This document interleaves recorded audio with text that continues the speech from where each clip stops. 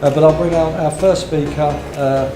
We've heard before, he's up to speak again, Peter Phillips. Please give a warm welcome. Well, the title of my talk this evening is Come Back Guy Fawkes or Is Forgiven. Now, seeing as I'm on video, which will presumably be on YouTube, I better first of all send a notice to all Jobsworths, police, prosecutors and PC pressure groups. I don't mean that literally. Anyway, he lived over 400 years ago and he was hung, drawn and quartered, so he can't come back anyway.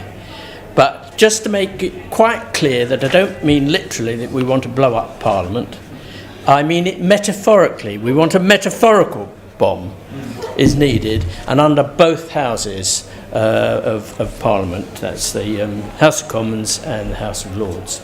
Right? Is that quite clear? Good. Now, why have MPs become so unrepresentative of the supporters in there, or the supporters, their normal supporters, Tory ones or Labour ones, and the public generally? Because we all know they don't represent us anymore. And I think here's some of the reasons why. I did mention this one, this particular one, in the last talk I wrote. I think the main reason is what I call central casting. Labour started it about 30 years ago, where they select the candidates centrally at central office, and then they give to the constituencies a choice of 6 candidates. But all those 6 candidates are chosen by central office. And then, of course, the lovely Dave, he did the same. Lefty Dave, he did the same with the Tories probably about 20 years ago now, isn't it? So they've all got central casting now. And the result of that is you get approved clones. People who they think are not going to rock the boat. They're going to think like central office thinks, which now is increasingly left-wing.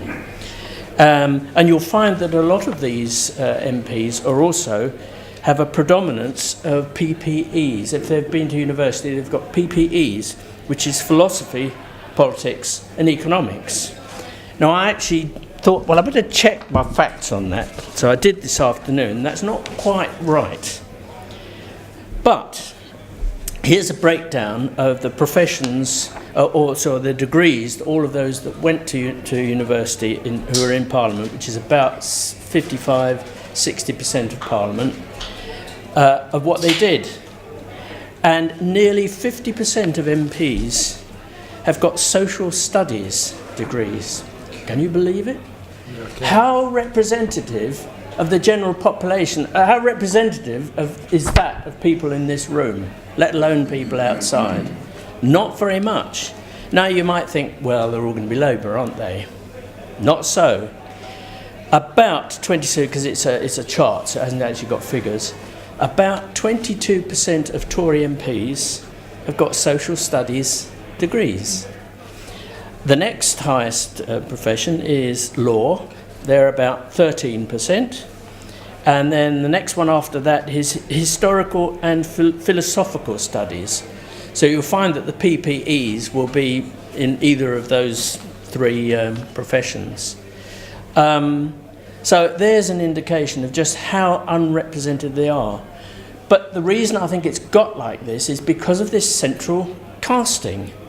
Because I don't believe that if, as in the old days, in both parties, candidates were selected by the constituencies. Sometimes quite often they were local people who'd actually done real jobs, not this sort of, whether or not they got degrees, it's not really relevant. But there were people that they knew, done real jobs, and then they would choose who they want, and then that person would have to be vetted by central office to see that they do conform to, overall party policy. That's the way it should be, in my opinion, but it isn't anymore. So I think that's why we've got these, what I call approved clones. And then, of course, when you've got these sort of people, especially those, nearly 50% of Parliament generally have done social studies, then they're very open to being brainwashed by common purpose. I'm sure you're all aware what common purpose is. It's brainwashing. I like to think that it wouldn't have any effect on me if I went on one of these courses, but maybe it does. I don't know. Maybe it is so sophisticated. Because all these people, that's why I call them clones, they do seem to think alike, don't they? And of course, in the process, constituencies are marginalised. Because, you know, what are the local members got to do? They've just got to endorse one of these 6 candidates that they're given. They're not listened to. Just a few statistics just about the Tory party membership. It's now nationally about 125,000, down from 250,000 15 years ago, and 3 million in 1946. That's how much it's declined. There's only about 17,000 Tory members in London. And the average age, there's some doubts about what it is. Some people, but the Bow group said it was 72. Others have said, well, that's a bit unrealistic. It's more like 57. So I think if you go down the middle there, it's probably about 65. The average age is about 65. Not good for the future, is it? Not really representative of the country, is it? And I read I looked on the internet quite recently. Someone had done a study and found that 53% of the members who are still members, more fool them, feel unrespected and totally ignored. And, well, that's not a healthy situation, is it, anyway? Now, and of course, one other thing about the Tory party is the members didn't have a chance to vote for Mrs May, did they? Do you remember? There was a 2-stage election. The MPs choose the first stage. They had 3 candidates, and then the top 2 were going to be presented to the members to choose who they wanted. And the top 2 were ultimately, after Mrs Leadsom removed herself, silly woman. She trusted a journalist, didn't she? That's what got her into trouble. She trusted a bloody journalist, if you remember. Anyway, so it was Mrs May and Michael Gove. But no, they weren't given a choice. There was no second election. It was deemed by, I don't know whom, someone in central office, that Mrs May, she got the most votes out of the 3 of them, so she went forward. And what a bloody disaster that woman is. I think she is the worst Prime Minister we have ever had, let alone certainly in just my lifetime. Certainly in my lifetime. Dreadful woman.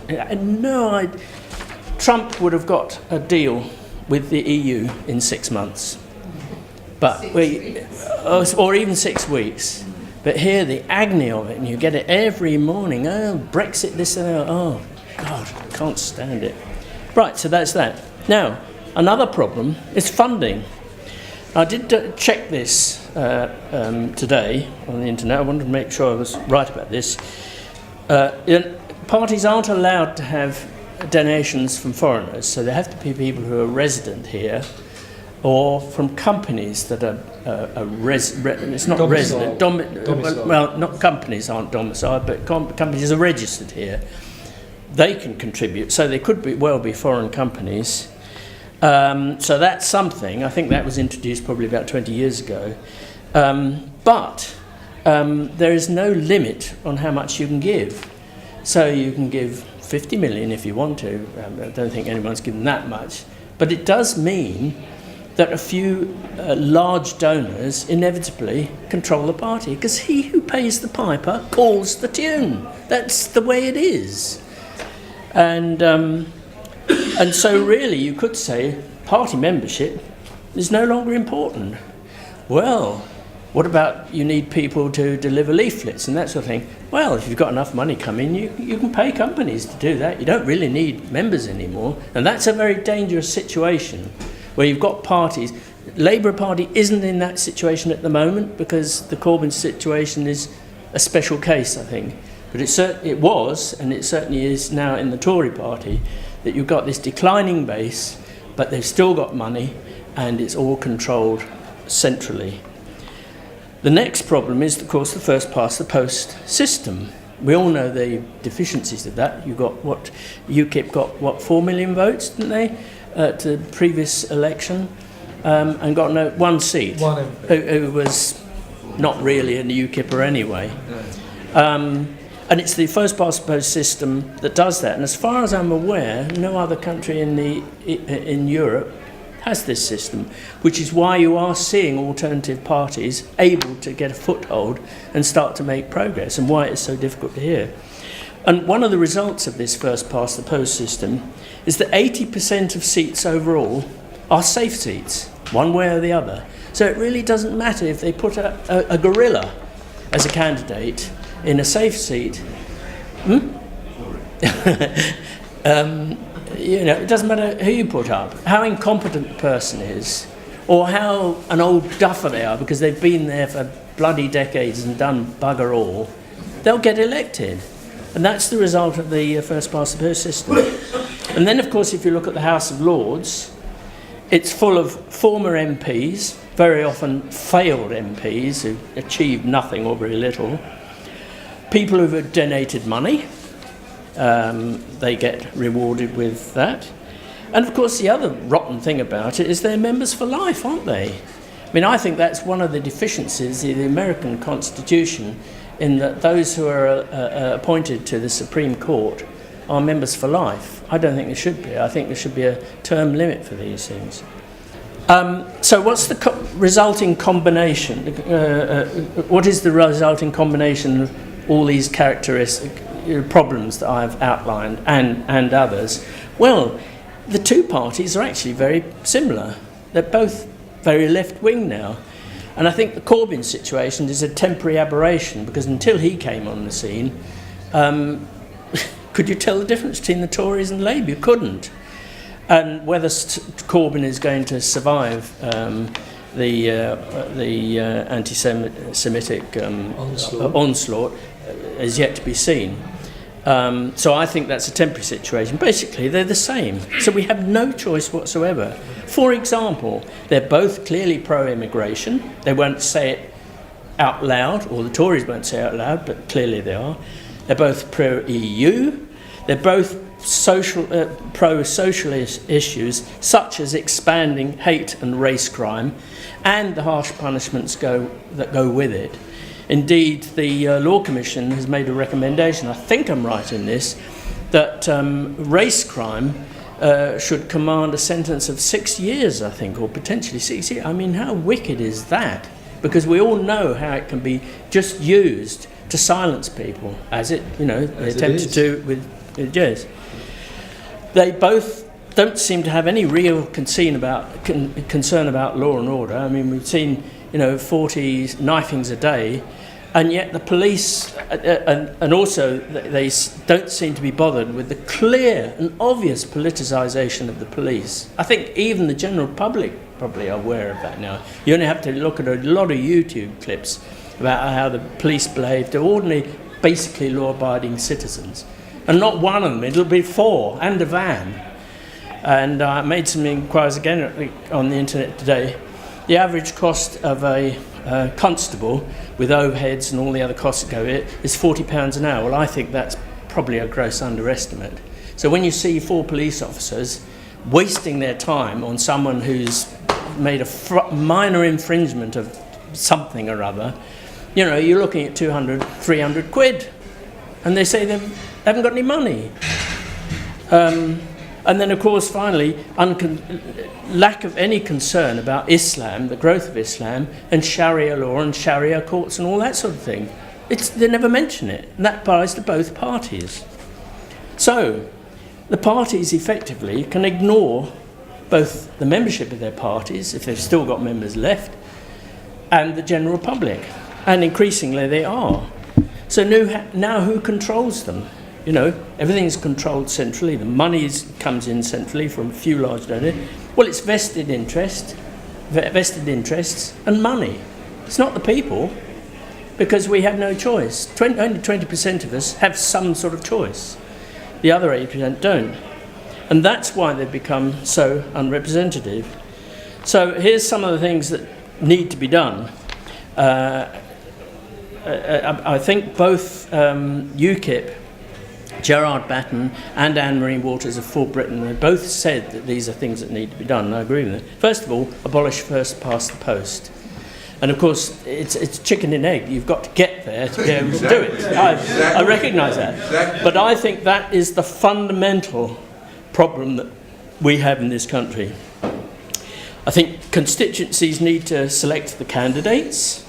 Now, whether that I don't think that should be a legal thing. I should think that it should be up to the parties, and I would be very disappointed if either UKIP or For Britain, if they get anywhere again, start to do central selection. I would be very unhappy about that. And I think there should be a minimum age of 30. Now, it's not an ageist thing to say that, but, you know, under 30, if you've got to be 30, as chances are you'll have actually had a real job, especially if you're selected by constituencies rather than central office. But, you know, it's a bit of an arbitrary figure. I think there should also be a modest upper limit for funding, say £10,000. So you can't give £2 or £3 million, you can only give £10,000. And you can't give several donations all rolled into one. And it should be a criminal offence to accept, knowingly to accept multiple donations from one person. That would then force the parties to rejuvenate their membership base with their small subscriptions, the fates, you know, all the sort of fundraising things to get people involved in politics again. And there should be no third-party funding, as I've just mentioned a little bit earlier on. And there should be no connections to foreign lobby groups, which I've also mentioned earlier. And finally, we need to abolish the House of Lords. That's it. Yeah.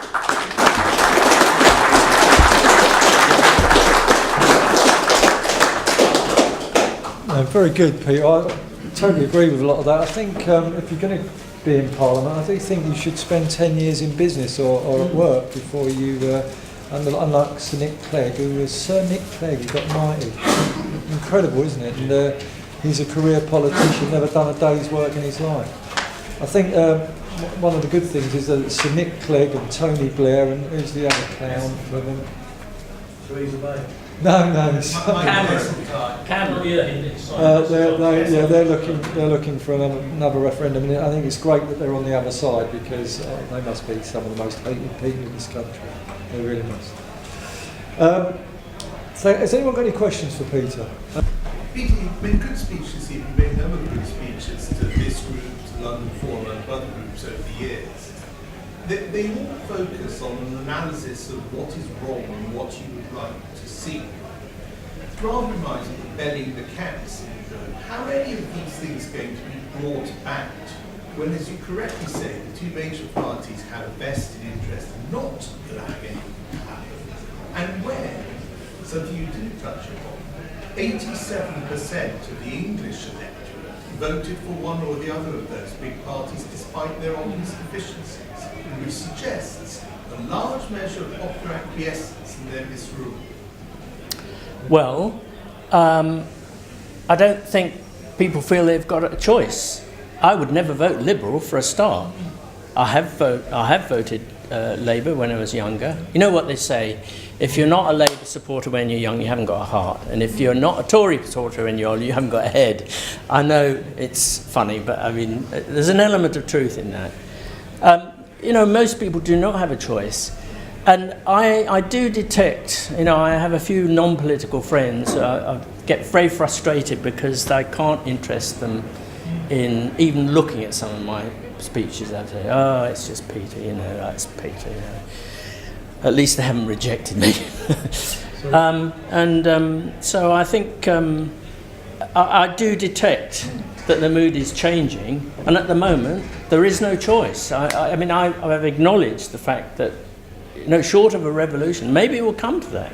Who knows? Counter-revolution. There's been a Marxist revolution. We now need a counter. Revolution. Eddie. I'm speaking as someone who obviously has got a heart because I joined the National Front when I was young. You Right. were probably at the age when you were joining Labour. But anyway. Me. But anyway, many years ago, obviously, for you only. But the thing I was going to say is you support proportional representation, as we said. Proportional. I actually like the what do they call it? The system that was proposed when we had a referendum. What's that called? AV. AV. Yes. I prefer constituencies with AV. That's what they have in France, isn't it? Where they insist where you've got to get over 50% in the constituency with two rounds, which is even less proportional, where the Front National was brought in France to actually keep out the Front National. You've got to get over 50% in a constituency to win. Well, no system is perfect. My objection to PR, if it's done on a national basis, is you can't actually select the people. You have to select if Party A has got Joe Blogs and Joanna Blogs, you've got to have them. If you have it within constituencies, I think AV is the one I would prefer. There is no perfect system, but clearly first past the post is just... So I want to get a couple more quick... Sam, did you have your hand up, Diane? Yeah, Sam first. Yes, concerning Conservative Party membership, I saw the same figure, I think, as you, 127,000 or whatever. There is, in fact, a reason for this, and it is that for over 20 years, the Tory party leadership, the top organisation is the board, they've been quite determined to ensure that no one should speak out of turn. And therefore, what has happened is that debates no longer take place in the traditional way. Someone puts a motion down from the constituency, comes up to speak, and a proper debate takes place, whether you agree with it or not. That's gone out of the window. And anyone who's had the misfortune to listen to a whole Conservative Party conference, a friend of mine actually is a member in Watford, critical where I live, and he said to me, he went this last, he said, I've never been through a set of meetings and discussions that would be more boring. That's how the party wants it. They don't want the membership to participate in any meaningful way, and therefore there's going to be effectively no publicity in the papers and elsewhere. It is a deliberate ploy of the Conservative Party. And final point, the current chairman of the Conservative Party is arguably one of the most incompetent people that's ever held office, a man called Brandon Lewis. He is a complete, intellectually he's an idiot. He's got nothing to offer whatever. But the party wanted exactly. All this is as a result of the centralisation of control. Sorry, Diana. Yeah, I'd like to take you to task on paying leafleters. I think that's illegal. Do correct me if I'm wrong on that. I remember giving out leaflets for UKIP some time back, and you are not allowed to pay people to give leaflets. So I think I'm correct on that. And I don't want to burst your balloon, but UKIP have been flying in people from the central office since the word go. So they're no different. But that's in a way a side issue. But on the leafleting thing, if it becomes necessary to do that, they'll just change the law. And I think it's becoming that way because there aren't members to do the foot slugging anymore. I go sometimes to Conservative meetings, and I have to tell you, it's a bit like come dancing because that's all they discuss. And they know that I will never give them my vote. They know my politics entirely. But I go with a friend who belongs, and she takes me along for a laugh. But I can tell you that they are not like us. They do not have a soul to begin with, and they have very little in the way of ideology. They are against a common enemy, which is Jeremy Corbyn, and that is all. Okay, thank you. Thanks, Peter.